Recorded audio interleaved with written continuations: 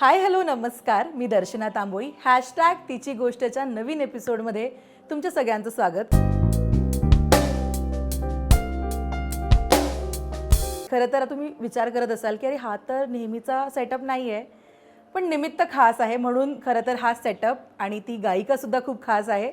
World music day आहे आज आणि याच निमित्ताने आपल्याबरोबर आहे गोड गळ्याची गायिका आणि त्याचबरोबर अत्यंत सुंदर दिसणारी अभिनेत्री Arya Ambekar.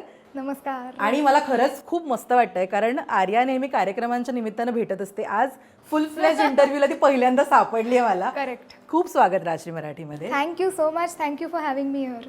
World music day. खरं तर तुला सुरुवातीला शुभेच्छा वर्ल्ड म्युझिक डेच्या. थँक्यू. तुझा आवाज अगदी तू लहान असल्यापासून प्रत्येकजण ऐकतंय आणि त्याने त्या आवाजाने प्रत्येकाच्या मनामध्ये घर केलंय. आर्या, जसं मी तुला मगाशी म्हणाले की मी आता येतानाच तुझं गाणं ऐकत होते.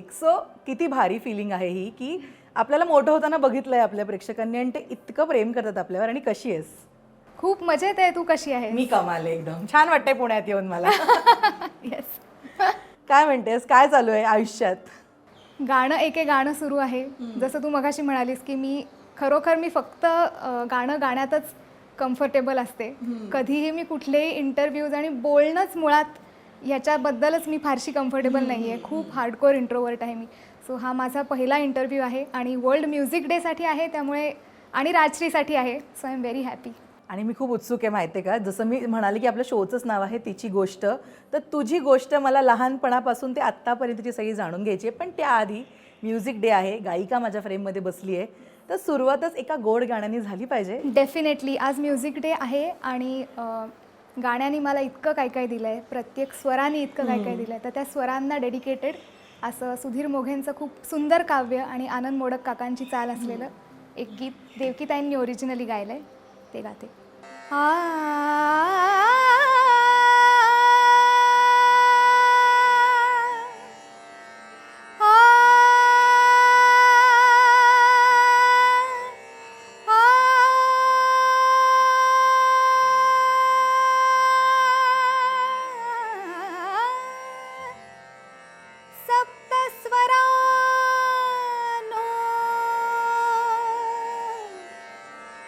लय शब्दानो जगेन तुमच्या साठी. सप्तस्वरानो लय शब्दानो जगेन तुमच्या साठी. तुम्हीच माझे मायतात हो, तुम्हीच माझे मायतात अन तुम्हीच माझे गुरु. अनंत हस्ती अखंड धाते, अनंत हस्ती अखंड दाते, अमूर्त कल्पतरू.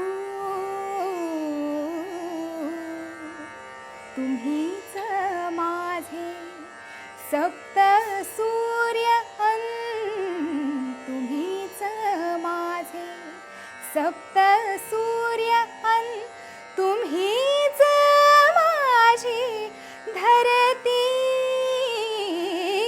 सप्तस्वरानो लय शब्दानो जगेन तुमच्यासाठी. सप्तस्वरानो लय शब्दानो जगेन तुमच्यासाठी. क्या बात है आर्या, कमाल. म्हणजे फर्स्ट टाइम आपण साधारण ना जेव्हा रेड कार्पेटवर वगैरे इंटरव्ह्यू करतो, एक 4 ओळी ऐकल्या आहेत मी तुझ्याकडनं, पण इतकं फुल फ्लेज गाणं आज मी ऐकलं, खूप भारी वाटले. म्हणजे माझ्यासाठी वर्ल्ड म्युझिक डेची सुरुवात खूप सुंदर झाली आहे. सो आर्या, जरा काही वर्ष मागे जाऊन मी तुला विचारते, आर्याचं बालपण कसं होतं? बालपण मी म्हणेन खूप श्रीमंत, म्युझिकली खूप रिच असं माझं बालपण होतं. घरी आमच्याकडे पणजी पणजोबासुद्धा होते. पणजी पणजोबांचं माझ्या 53 वर्ष घरी संगीत विद्यालय होतं पुण्यात. माझी आजी खूप कमाल क्लासिकल वोकलिस्ट आहे, कॉम्पोजर आणि लिरिसिस्ट आहे. माझी आई 9 वर्ष जयपूर घराण्याच्या ज्येष्ठ गायिका डॉक्टर अश्विनी भिडे देशपांडे यांच्याकडे आईनी घरंदाज तालीम घेतली. बाबा डॉक्टर आहेत पण तबला विशारद सुद्धा आहेत. आजोबा मी लहान असताना हार्मोनियम वाजवायचे. सो असं अतिशय संगीतमय वातावरणाचं माझं बालपण होतं. आणि मी तशी घरात सगळेजण गाणारे होते पण मी तशी अकॅडमिकली इन्क्लाइंड जास्ती होते. कारण लहानपणापासून माझं ठरलेलं की बाबांसारखं डॉक्टर व्हायचं आणि बाबांनी सांगितलं होतं ह्याच्यासाठी खूप अभ्यास करावा लागतो. मग त्यामुळे माझं अख्खं शाळेचं सगळी वर्ष मी कसून अभ्यास करणे ह्याच्यातच माझी सगळी गेली. आणि I was always a topper. मला अभ्यास करायला आवडायचा. तेव्हा असं एक सेट रुटीन होतं माझं. सकाळची शाळा होती, मग घरी आल्यावर होमवर्क, आईकडे गाणं शिकणं, खेळायला जाणं संध्याकाळी, हे असं 8वीपर्यंत सुरू होतं. मग 8वीत असताना एका रियालिटी शोमध्ये भाग घेतला, सारेगमप. त्याच्यानंतर life changed for the good असं म्हणेन. पण तरी I made sure, I tried to make sure की माझ्या अकॅडमिक करिअरवरती त्याचा काही असर होणार नाही. सो मला आठवतं आहे की मी 8 महिने आमचं सारेगमपचं शेड्यूल सुरू होतं. त्याच्यानंतर मी येऊन 9वीची परीक्षा दिली. मग आमचे चॅनलचे कॉन्ट्रॅक्ट बेसिसवरती शोज होते भारतात आणि भारताबाहेरही सगळीकडे. ते करणं कंपल्सरी होतं. सो एकीकडे माझं 10वीचं वर्ष अभ्यास, प्रिलिम्स आणि बोर्ड एक्झाम्स, आणि एकीकडे हे सगळे कॉन्ट्रॅक्टचे शोज करत होते. आणि कॉलेजमध्ये मला असं ठरलं होतं माझं की फर्ग्युसनच पाहिजे आणि त्याच्यासाठीचा लागणारा कट ऑफ 94% होता. सो अभ्यासही तितकाच जोरात सुरू होता. पण आय एम ग्लॅड की I could score 94% in 10th. आणि मग मी फर्ग्युसनमध्ये ॲडमिशन घेतली, BA इकॉनॉमिक्स केलं आणि simultaneously shows, recordings, Mumbai Pune वाऱ्या सुरू होत्या. मग मी साऊंड इंजिनिअरिंग केलं. मुंबईत 1.5 वर्ष साऊंड इंजिनिअरिंगचा कोर्स केला. आणि आय थिंक साऊंड इंजिनिअरिंग मी करत असतानाच तेव्हाच माझं फिल्मचंही शूट सुरू होतं मुंबईत. दोन्ही एकत्रच सुरू होतं. आणि मग मी पुण्यात SNDT युनिव्हर्सिटीमधून MA म्युझिक केलं. So those were the bestest days of my life. College days माझे आयुष्यातले बेस्टेस्ट डेज होते. म्हणजे गाण्याच्या दृष्टीने प्रोफेशनली सुद्धा माझे रेकॉर्डिंग शोज सुरू होतं. पण कॉलेजची जी मजा मस्ती असते ती मी रेग्युलर फर्ग्युसनमध्ये सुद्धा आणि SNDTमध्ये सुद्धा मी रेग्युलर इंटरनल स्टुडंट होते. एक्सटर्नल नाही केलं. हो, खूप आवडीने जायचे आणि 6-7 तास रोज कॉलेज, सगळी मजा मस्ती. एस्पेशली SNDTमध्ये इतर कॉलेजेसमध्ये असतं त्याच्यापेक्षा थोडं वेगळं असं वातावरण होतं. आम्ही असे 21 मुलींची आमची बॅच होती आणि रोज सकाळी 12ला डॉट आमचं लेक्चर सुरू व्हायचं, प्रॅक्टिकल लेक्चर. 2 तास सगळे गायला बसणार, मस्त खाली मांडी घालून बसायचो आम्ही हॉलमध्ये, तंबोरे सगळे जुळवलेले आणि असं सुंदर वातावरण. आणि टीचर्सना पण आम्ही खूप लाडीगोडी लावून प्रत्येक प्रॅक्टिकल लेक्चर नंतर मॅम आता चहा पिऊयात, मग छान चहा, असं खूप कमाल. आणि एक पर्सनॅलिटी ओव्हरऑल डेव्हलपमेंट म्हणतात ना. कारण मी SNDTत असताना माझी एकटीची मी इंग्लिश मिडियम ऑप्ट केली होती कारण रायटिंग लँग्वेज मला इंग्लिश इझियर पडतं. तर सगळे जे काही लेक्चर्स व्हायचे किंवा नोट्स असायच्या ह्या सगळ्या मराठीतून असायच्या. मग मी रनिंग नोट्स इंग्लिशमध्ये काढायचे ट्रान्सलेट करून आणि बाकीच्या सगळ्या नोट्सही मी माझ्या काढायचे. थिसेस माझा इंग्लिशमध्ये. सो एक काय म्हणतात ते अख्खं शैक्षणिक तो माझा काळ बालपणापासून ते कॉलेजपर्यंतचा हा अतिशय हेक्टिक पण खूप छान सुखाचा आणि मेमोरेबल आहे. Absolutely memorable. पण घरी आता जसं तू म्हणालीस की घरातला प्रत्येक जण या क्षेत्राशी जोडला गेलाय, अशा वेळी साधारणपणे असं असतं ना, जसं बाबा डॉक्टर आहेत पण ते तबला विशारद आहेत, असं होतं की आपला पाथ दुसरा असू शकतो कारण प्रत्येक व्यक्ती ही वेगळी असते. अशा वेळी तुला सुद्धा गायनामध्येच करिअर करायचं आहे किंवा हेच माझं बेबी असणार, हेच माझं क्षेत्र असणार आहे, अरे हे तुला नेमकं कधी वाटलं होतं? सारेगमपच्या आधी का तिकडे गेल्यानंतर? ॲक्च्युली असं कधी वाटलंच नाही की गाणं माझं करिअर पाथ असेल. कारण जसं मी मगाशी म्हटलं की आय वॉज सो शुअर की मी मेडिकलच करणार. सो 8वीपर्यंत तर म्हणजे एकीकडे मला लहानपणी अगदी खूप 2 वगैरे वर्षाची असताना आजीनी खूप गाणी शिकवली होती. मग मी 6 वर्षाची असताना पहिली परीक्षा दिली गाण्याची आईकडे, आणि कन्सिस्टंटली गाणं शिकणं, दरवर्षी परीक्षा देणं हे सुरूच होतं. पण म्हणजे शाळेकडूनही मी अनेक स्पर्धांना वगैरे जायचे, पण तरी असं कधी वाटलं नाही की हा करिअर पाथ असेल अंटिल सारेगमप हॅपन्ड.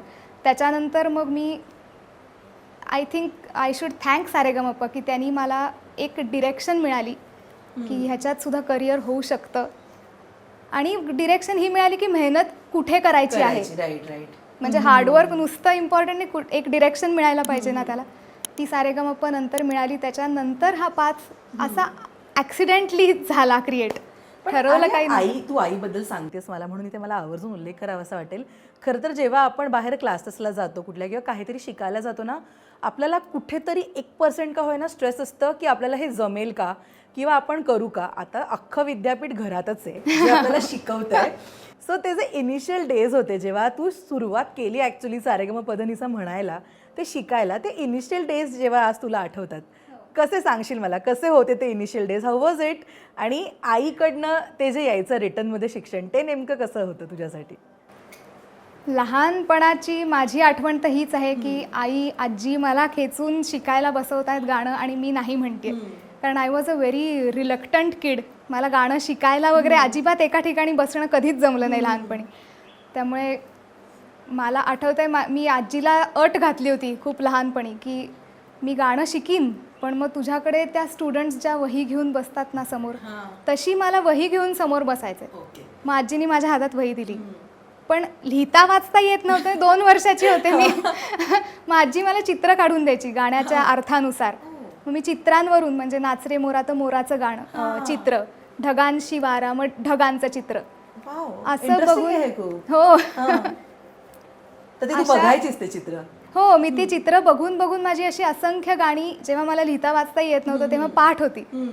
आणि मग मी आईनी नंतर मला प्रॉपर क्लासिकलचं रागदारी शिकवायला घेतली. तेव्हाही मी तिला सांगितलं होतं की मग माझ्या बाकीच्या मैत्रिणींनाही शिकायला बोलव, मगच मी शिकायला बसीन. मग आईनी माझ्या सगळ्या मैत्रिणींच्या आयांना विनंत्या करून की प्लीज यांना शिकवायला पाठवा, तरी गाणं शिकायला बसेल. मग त्या त्यांची भातुकली, भावल्या सगळं काही घेऊन यायच्या. मग आम्ही खेळत खेळत मग आई गाणं शिकवायची. हे असं माझं शिक्षण होतं.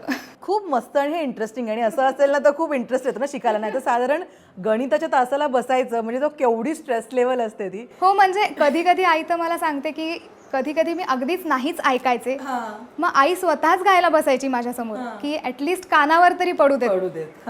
असं एक असं अननोईंगली शिक्षण सुरू होतं माझं. आणि तो आलाय पाथ. पण अरे आता लहानपणीबद्दल आपण बोलतोय, कुठलं गाणं होतं जे तू पहिलं शिकलीस आणि असं असतं ना की जरा गाऊन दाखव कोण आल्यावर, किंवा ते काय होतं, कोणतं गाशील, कोणतं सांगशील? एक गाणं माणिक वर्मांचं मला शिकवलं होतं, हसले मनी चांदणे.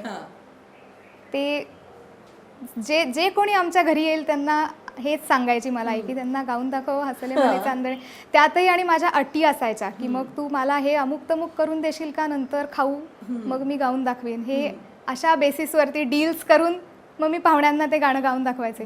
ते हसले मनी चांदणे हे गाणं होतं. तर आज मी पुण्यामध्ये पाहुणीच आली आहे आणि आपले प्रेक्षक सुद्धा आहेतच, तर मला असं वाटतं जरा होऊन जाऊ ते 2 ओळी त्या गाण्याच्या. येस, आज खूपच दिवसांनी गाणार आहे मी, वर्षांनी. म्हणजे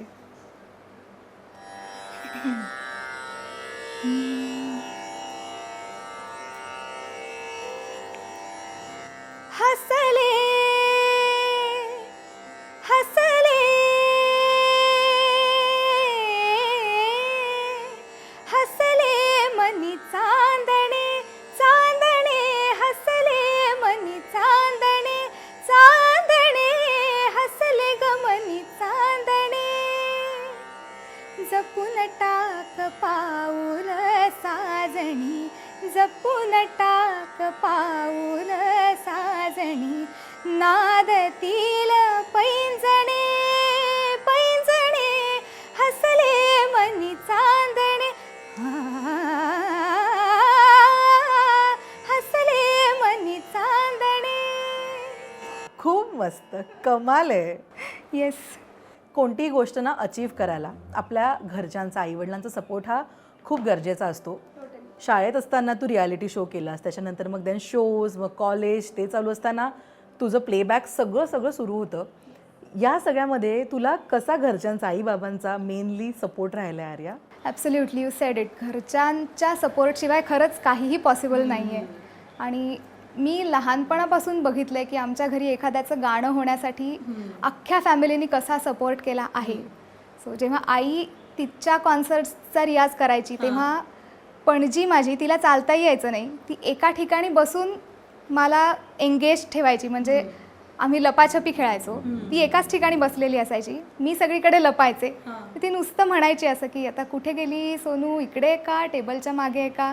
आणि मी खुर्चीच्या मागे असेल तर मी तिकडून उठून सांगायचे नाही पणजी मी इकडे आहे असं. किंवा माझी आजी, आमच्या बंगल्यावरती मोठी टेरेस होती, तिकडे 12 खडी अक्षरं अशी काढून ठेवायची खडूनी. आणि मग मला सांगायची की तू आता कुठे लिहिलाय सांग, कुठे लिहिलाय सांग, असं. मी खूप लहान असताना, म्हणजे अगदी 3-4 वर्षाची असताना. सो हे सगळं मी बघितलेलं आहे की आईला सपोर्ट कसा मिळालेला होता. सो जेव्हा ॲक्सिडेंटली का होईना पण माझं गाणं सुरू झालं, त्याच्यानंतर अख्ख्या घरानी होल हार्टेडली फुल फ्लेज्ड मला सपोर्ट केलं. सगळ्यात मुख्य म्हणजे माझ्या आईने तिचं पीकवरती असलेलं करिअर अख्खं बाजूला ठेवलं माझ्यासाठी. जे सारेगमपच्या स्पर्धेत 8 महिने माझ्याबरोबर मुंबईत राहावं लागलं, त्याच्यानंतर माझा अभ्यास घ्यावा लागला, जो आम्ही माझ्या शाळेने मला सांगितलं होतं की 18 दिवस आहेत फायनल एक्झामला आणि तुला 98 चॅप्टर्स करायचे. सो तू आयदर एक्झाम दे नाही तर इयर रिपीट कर. मग जो काही मी आणि माझ्या आईबाबांनी सगळ्यांनी अभ्यास केला आहे तेव्हा हे मला अजूनही आठवतं. किंवा कुठल्याही शोजला आई अजूनही माझ्याबरोबर येते, किंवा आई किंवा बाबा पण क्लिनिक त्यांचं बंद ठेवून माझ्याबरोबर सगळीकडे प्रवास करतात. हे तरी फिजिकल सपोर्ट्स आहेत, म्हणजे पण मेंटली मॉरल सपोर्ट कधी तर सगळ्यात महत्वाचं आहे आत्ताच्या कॉम्पिटिशन मध्ये, या सोशल मीडियाच्या जगामध्ये. येस. किंवा बिईंग अ लिसनर. आज काय झालं माहिती आहे आजी, हे जर का मी तिला सांगितलं तर ती ऐकून घेईल, हा सुद्धा खूप महत्त्वाचा सपोर्ट आहे. किंवा मला आता कार्यक्रमात कुठे जायचं आहे तर माझ्या आवडीचे पदार्थ घरी करणं आईनी, हे असे प्रचंड म्हणजे शब्दात नाही सांगता येणार इतका सपोर्ट अजूनपर्यंत आहेच घरातून. खूप मस्त.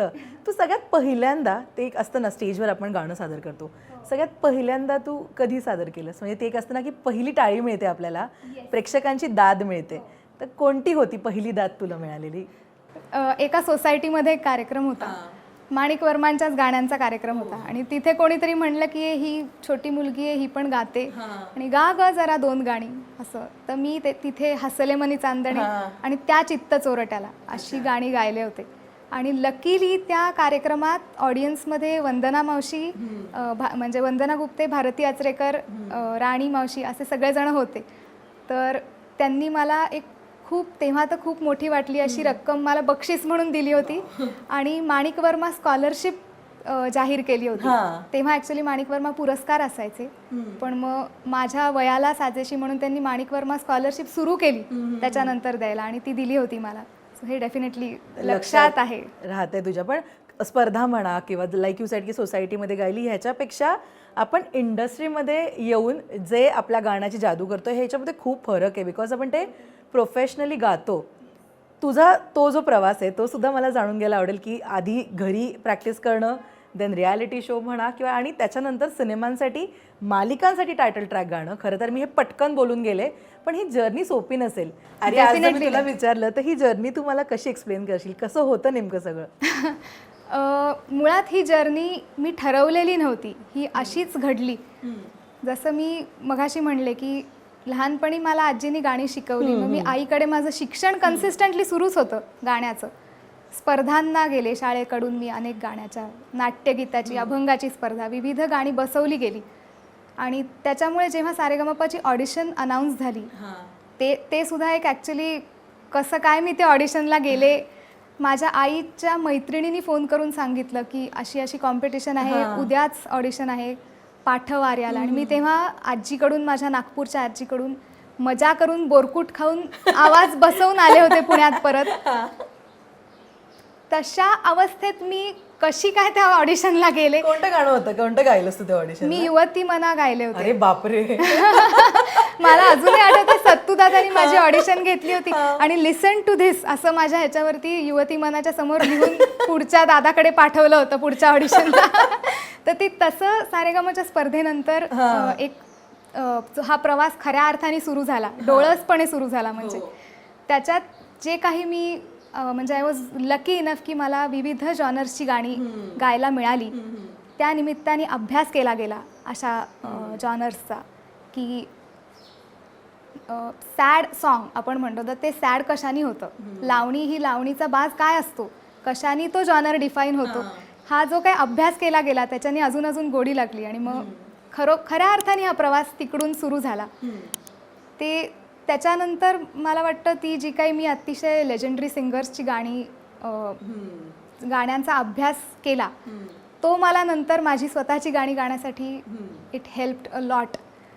पण तुझी फर्स्ट व्हिजिट स्टुडिओमध्ये गेलीस तू गायला प्लेबॅकसाठी, येस, थरथरत होते का पाय? ती फर्स्ट कसं होतं तुझं तुला सांगू रेकॉर्डिंग? मजा खरंच मला थरथरणच अपेक्षित होतं खरं तर.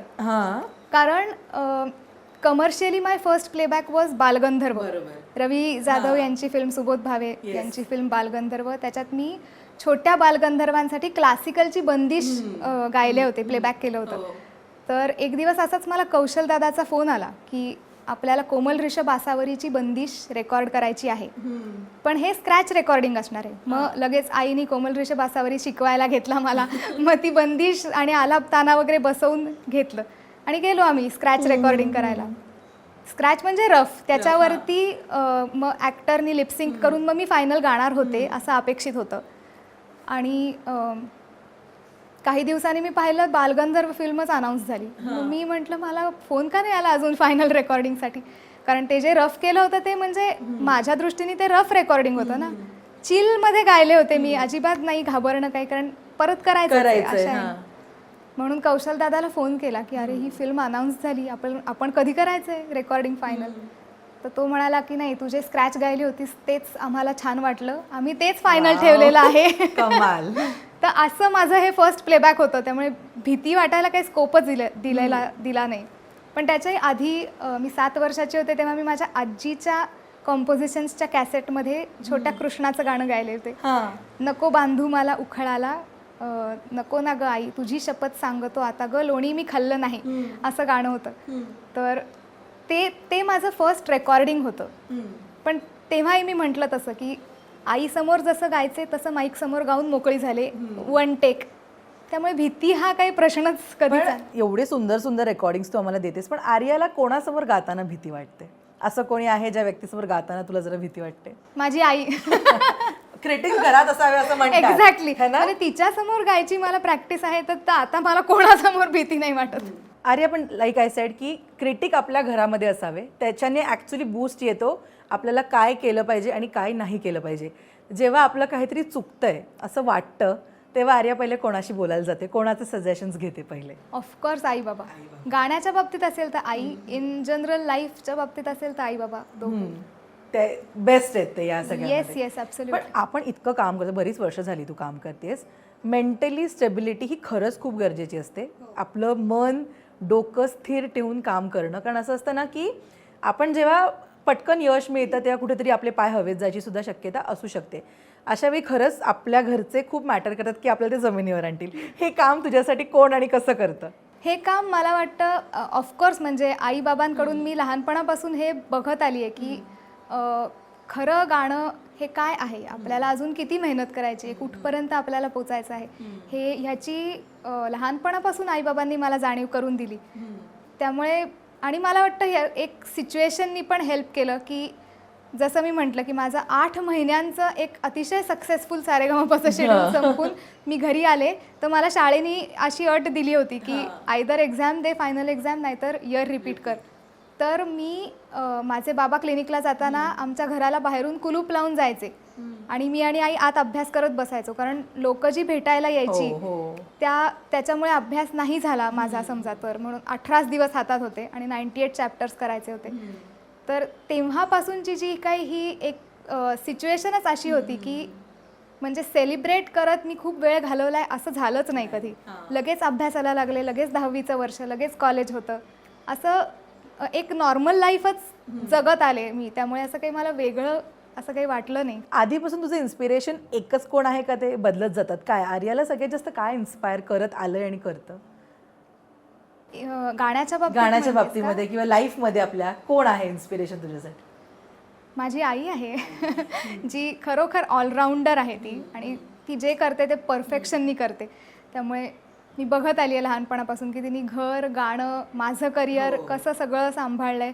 त्यामुळे ते एक इन्स्पिरेशन आहे. आणि आईच्या गुरु डॉक्टर अश्विनी भिडे देशपांडे ह्या सुद्धा एक इन्स्पिरेशन आहेत तुझ्यासाठी. मस्त गाणं इतकं छान चालू होतं, मस्त सुरू सगळं असताना तू अभिनयाकडे सुद्धा वळलीस आणि तुझा पहिलाच पिक्चर ती सध्या काय करते त्याच्याने तू क्रश झालीस अख्ख्या महाराष्ट्राची. आणि आर्या आंबेकर सिंगर ती इतकी छान दिसते, प्लस ती अभिनेत्री सुद्धा. एक असतं ना आपण आपला ऑरा क्रिएट करतो आपल्या कामाने, ते तसं झालं. आर्या, जसं तू म्हणालीस की नाही नाही म्हणता म्हणता झालीच गायिका एवढं सुंदर. अभिनय काय म्हणजे ते होतं तुझ्या टू डू लिस्टमध्ये का नाही? ते पण ऍक्सिडेंट आहे माझं का तू पटकन? पण रुळले पटकन, येस, पण ते सुद्धा अजिबात डिसाइडेड नव्हतं. मी खूप वेळा असं सांगितलंय आधी पण इंटरव्ह्यूजमध्ये की मी शाळेत सुद्धा कधीही ड्रामाकडे वळले नाही. नेहमी मी गॅदरिंगमध्ये पण ग्रुप सॉन्गमध्ये वगैरे असायचे, तर मी कधीही अभिनय केलेला नव्हता. त्यामुळे मला जेव्हा सतीश सरांचा फोन आला, मी 12वीत होते तेव्हा, आणि सरांनी फोन केला आणि ते म्हणाले एक असं कॅरेक्टर आम्ही लिहिलंय, म्हणजे तुझ्यावरूनच आम्ही लिहिलंय, तू जशी आहेस तसंच ते कॅरेक्टर आहे, तर तू काम करशील का? तर माझी फर्स्ट रिॲक्शन नाही हीच होती, नाही अभिनय वगैरे कधीच केलेला नाही मी. तर मी सरांना कारण सांगताना फक्त सांगितलं की माझी 12वीची परीक्षा आहे, 12वीचं वर्ष अकॅडमिक्सवरती फोकस करायचं आहे वगैरे. 3 वर्षांनी सरांचा मला परत फोन, काय झालं का ग्रॅज्युएशन? म्हटलं हो. मग आता करशील का काम? म्हणे.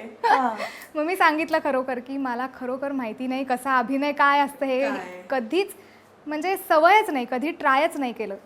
मग सर म्हणाले की मी करून घेईन तुझ्याकडून, तू काळजी नको करू.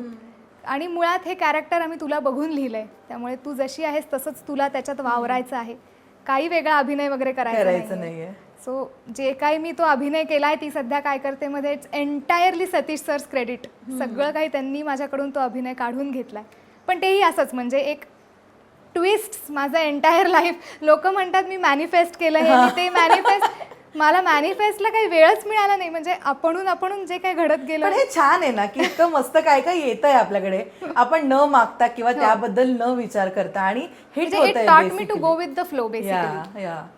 आणि तू बिलीव्ह पण करतेस रिअल लाईफ मध्ये अजून सुद्धा की गो विथ द फ्लो, जे येईल ते आपलं. येस, आता किती एक्झाम्पल्स मला लाईफने दिलेले आहेत. बाई ग तुझं गाणं एवढं फेमस, केवड्याचं पान तू, सुंदर गाणं, म्हणजे ते तर माझ्या प्लेलिस्टमध्ये गाणं आहे. थँक्यू.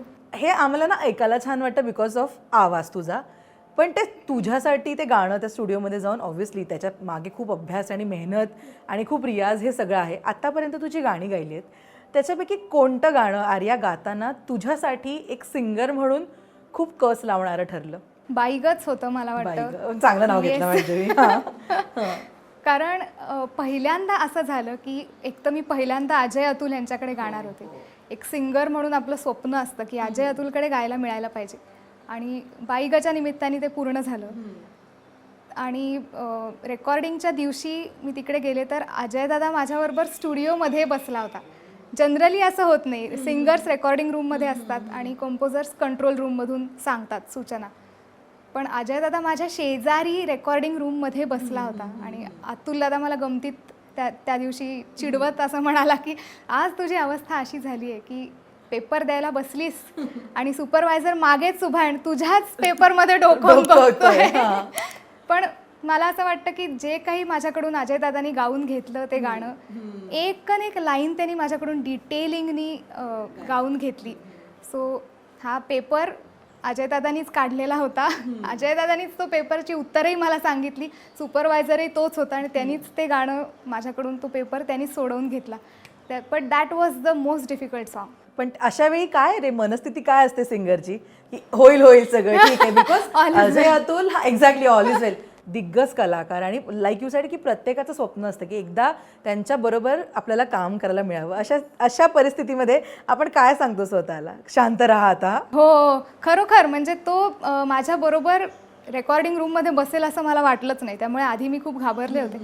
पण the way he made me comfortable ना, इतकं जास्ती I always be grateful to him for that. कारण एका सिंगरला गाताना कम्फर्ट लेव्हल देणं ही इतकी डिफिकल्ट गोष्ट आहे. म्हणजे मी तशी खूपच लहान, एक्सपिरियन्स वाईजसुद्धा, वयानेसुद्धा, आणि त्यांनी इतक्या मोठ्या सिंगर्सबरोबर काम केलं आहे. सो त्याला त्या प्रो लेव्हलचीच सवय असणार डेफिनेटली.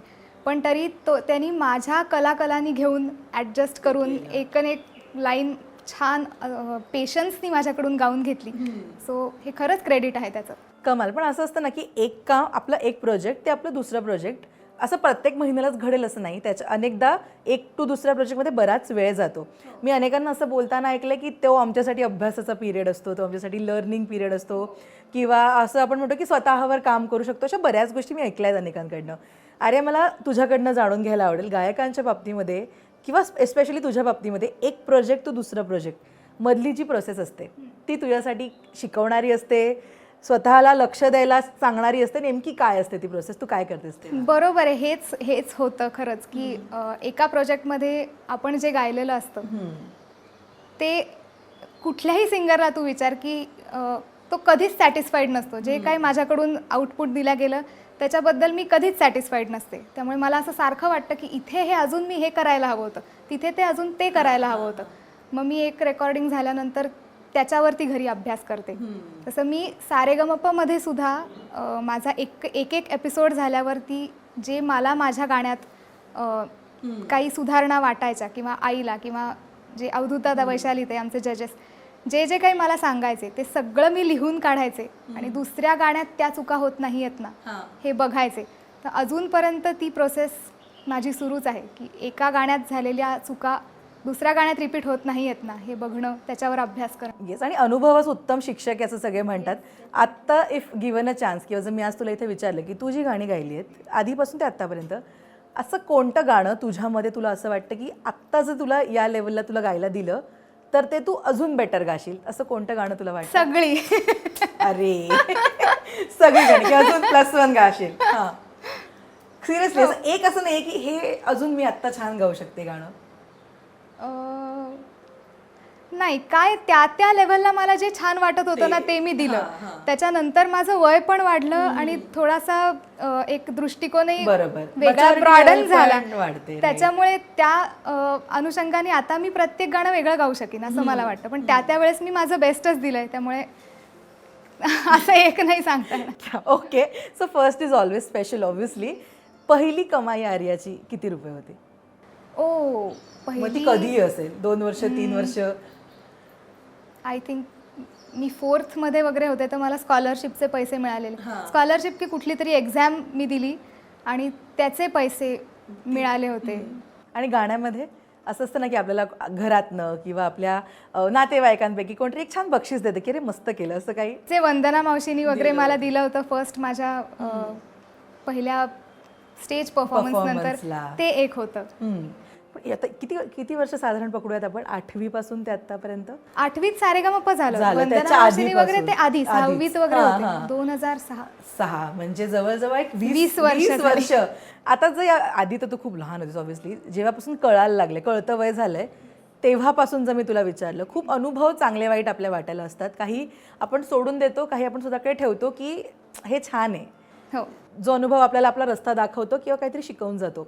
इतक्या वर्षातला कोणता अनुभव आर्या तू स्वतःकडे गाठीशी बांधून ठेवलायस आणि जो कायम ठेवशील या क्षेत्रातला? म्हणजे शिकवण्याच्या लेसन म्हणून? हो.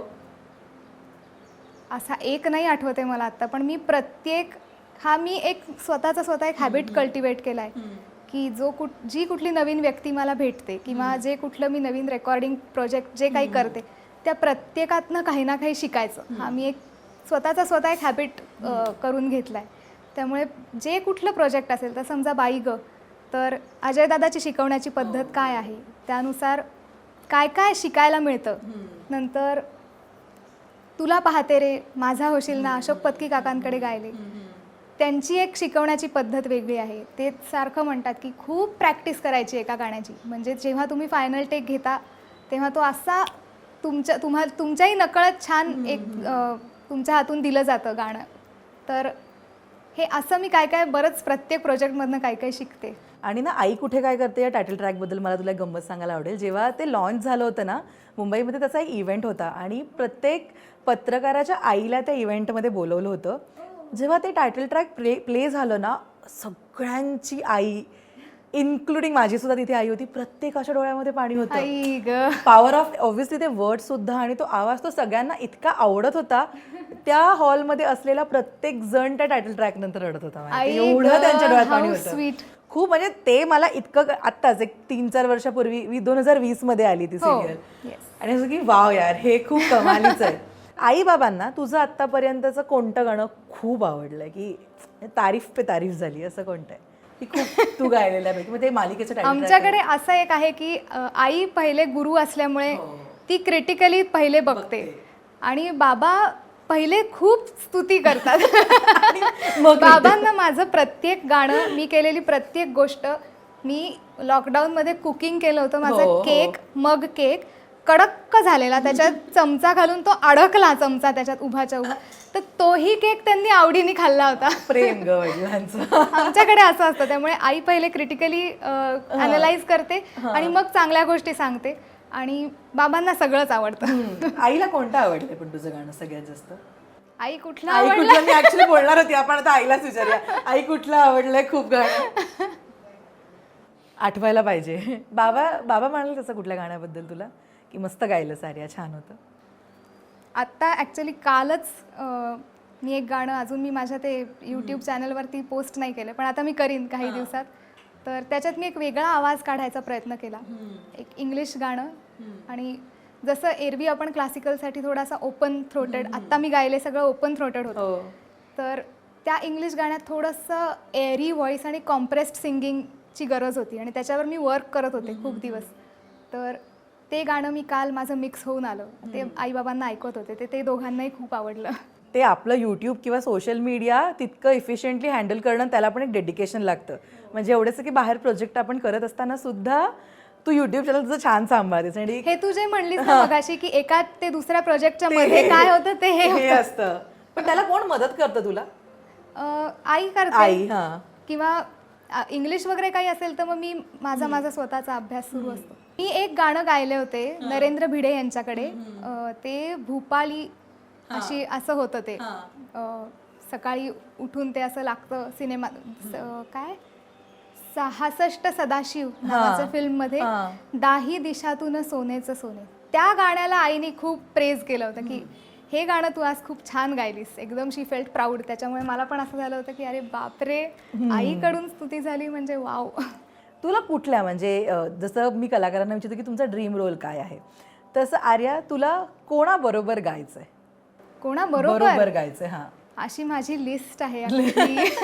टॉप 3 कोण आहेत की त्यांच्यासोबत एकदा आपल्याला एक तर अजय अतुल होते, ते झालंय, पण तरी अजून पण आवडेल. संजय लीला भन्साळी, AR रहमान, खूप आहेत ऍक्च्युली, खूपच आहेत, खूप लिस्ट आहे. कोणासाठी प्लेबॅक करायचंय तुला? कोणासाठी? आलिया भट. आलिया भटसाठी. यापुढे आर्या अजून काय काय प्रोजेक्ट घेऊन येणार आहे आमच्या सगळ्यांच्या समोर? भरपूर काय काय फिल्म्ससाठी गायली आहे. आता एक एक होईल रिलीज, तसं तसं कळेल. मी ॲक्च्युली आत्ता एक माझा सोलो शो आत्ता नाही सुरू केला, पण आत्ता मी रिसेंटली त्याचे काही तिकीटेड कॉन्सर्ट्स पहिल्यांदा लावले. सो ती एक नवीन गोष्ट आहे की इतके वर्ष मी जी काही दीदी, आशाबाई अशा मोठ्या मोठ्या सिंगर्सची गाणी गात आली, तर जसं आपण असताना मेडिकल फील्डमध्ये खूप शिकणं होतं आणि मग एका पॉईंटला आपल्याला स्वतःची प्रॅक्टिस करावी लागते, तसं मला वाटतं हे झालं माझ्या बाबतीत की मी इतकी वर्ष खूप लेजंडरी सिंगर्सची गाणी गायले, पण आता मी स्वतःची गाणी माझ्या कॉन्सर्टमध्ये प्रेझेंट करते. त्या कॉन्सर्टमध्ये मी माझी जर्नी सांगते आणि माझी स्वतःची गाणी पण प्रेझेंट करते, असं दोन्ही करते. सो ही माझ्यासाठी एक ॲक्च्युली खूप मस्त आयडिया. ह्याला किती साधारण महिने दिवस झाले सुरू करून? करते मी खूप आधीपासून, पण इतक्या डेडिकेटेडली म्हणजे स्वतः अँकरिंग करून मी माझ्याबद्दल सांगते सुद्धा, लहानपणापासून सगळी जर्नी, आणि गाते सुद्धा. ह्याला आत्ता रिसेंटली काही महिन्यांपासून सुरू हा शो मला नक्की अटेंड करायला आवडेल. डेफिनेटली मी तुला आर्या सांगेन तुझा. जेव्हा कारण असेल तेव्हा I'll मी invite you. स्वतः तुझ्या गाण्यांची खूप फॅन आहे. माझा होशील ना हे टायटल ट्रॅक माझं अत्यंत आवडतं आणि हे माझ्या ऑफिसमधल्या जवळजवळ सगळ्यांना माहिती आहे की माझा होशील नाचं टायटल ट्रॅक मला खूप आवडतं. तर आर्या, या निमित्ताने ना मला बऱ्याच गोष्टी तुझ्याबद्दल कळल्या आहेत. लाईक मी सुरुवातीलाच म्हणाले इंटरव्ह्यूच्या की आपण छोटे छोटे इंटरव्ह्यू करतो, एवढं काही कळत नाही व्यक्तीबद्दल, पण आज या तुझी गोष्टच्या निमित्तानं बरंच काय काय कळलंय. तर आता इंटरव्ह्यूची सुरुवात आपण केली गाण्याने, आता आपण इंटरव्ह्यूचा शेवटसुद्धा गाण्याने करावा असं मला वाटतंय. ओके. पण ह्याच्यामध्ये थोडंसं ट्विस्ट आहे. तू आत्तापर्यंत जी गाणी गायली आहेत या गाण्यांमध्ये तुझं जे आवडतं गाणं आहे, तुझं फेवरेट, ते तुला इकडे सादर करायचं आहे. माझी सगळीच गाणी फेवरेट आहेत, त्यामुळे हा खूप अवघड प्रश्न आहे. पण ठीक आहे ना, म्हणजे एक असतं ना की आपलं आवडतं असतं. जसं आता मी तुला माझ्याबद्दल सांगायचं झालं तर माझा होशील ना हे जे तू टायटल ट्रॅक गायलंय ते म्हणजे मला अनेक जण म्हणले की कितीदा नव्याने तुला आठवावे पण सुंदर आहे, पण असं नाही, माझा होशील नाही मला आवडतंय. तर हे कमालीचं गाणं आहे. तर तुलाच तुझं कोणतं गाणं आवडले आज, ते जरा तू प्रेझेंट करशील तर? मला असं वाटतं तुला माझा होशील ना आवडलंय, सो मी तुझ्यासाठी आज माझा होशील ना आई ग, गाते. बेस्ट, चालेल. याच्यापेक्षा भारी काही नाही आज.